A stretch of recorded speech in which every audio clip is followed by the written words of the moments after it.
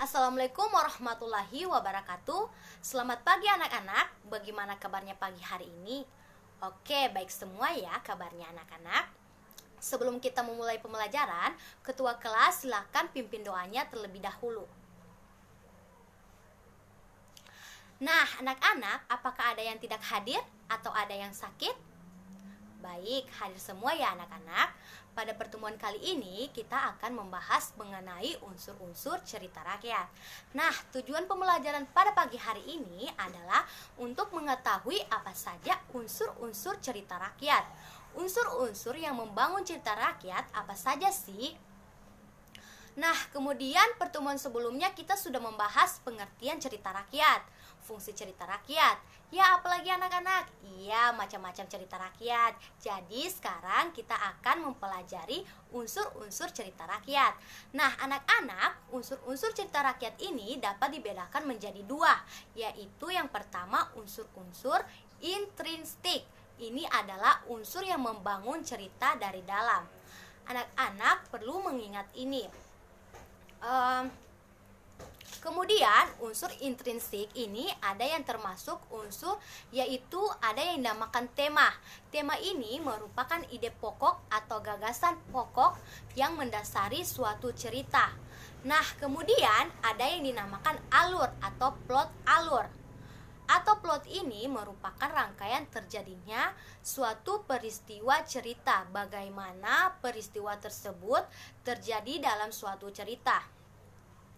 Nah, anak-anak, alur atau plot ini dibagi lagi menjadi tiga, yaitu ada yang dinamakan alur maju, kemudian ada yang dinamakan alur mundur, dan ada yang dinamakan alur campuran. Nah, alur maju merupakan rangkaian cerita yang diceritakan dari awal sampai cerita itu selesai. Artinya, dari awal cerita kemudian berurutan sampai cerita itu berakhir. Sementara alur mundur artinya peristiwa yang telah terjadi diceritakan kembali, dan alur campuran adalah pergabungan antara alur maju dan alur mundur, kemudian ada yang dinamakan latar atau setting.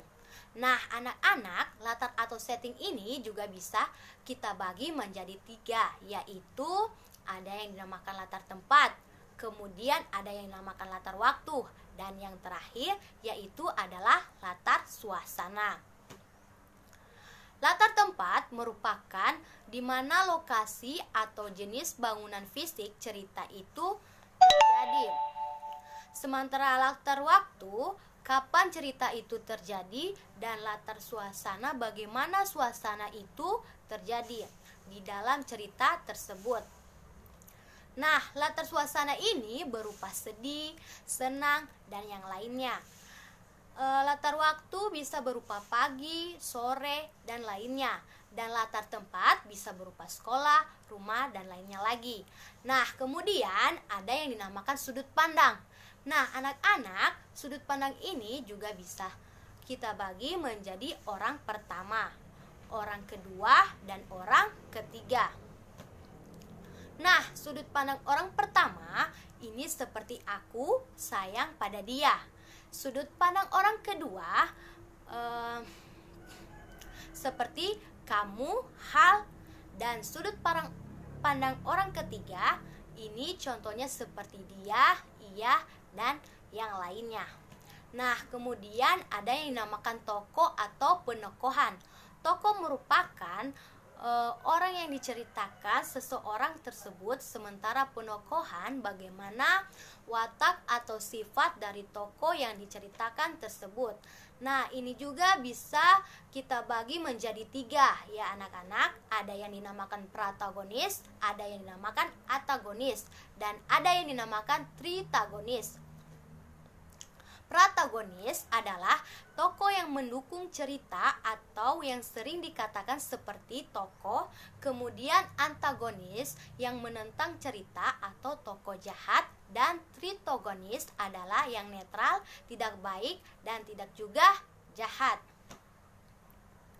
Kemudian ada yang dinamakan amanat.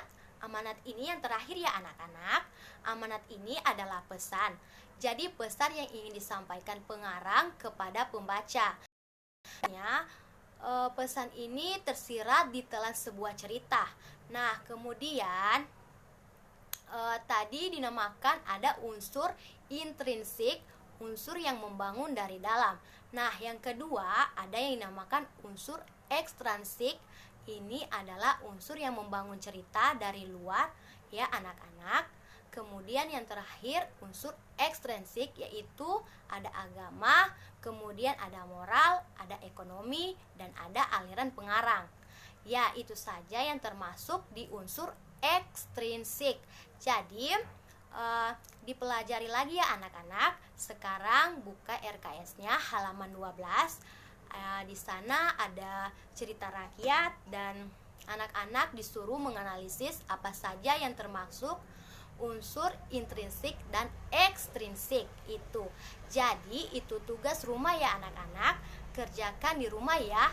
Dan pada pertemuan berikutnya, baik karena jam sudah beranak, sepertinya sudah capek ya belajar, Ibu akan berakhiri mata pelajaran pagi hari ini. Wabillahi taufiq walhidayah. Wassalamualaikum warahmatullahi wabarakatuh.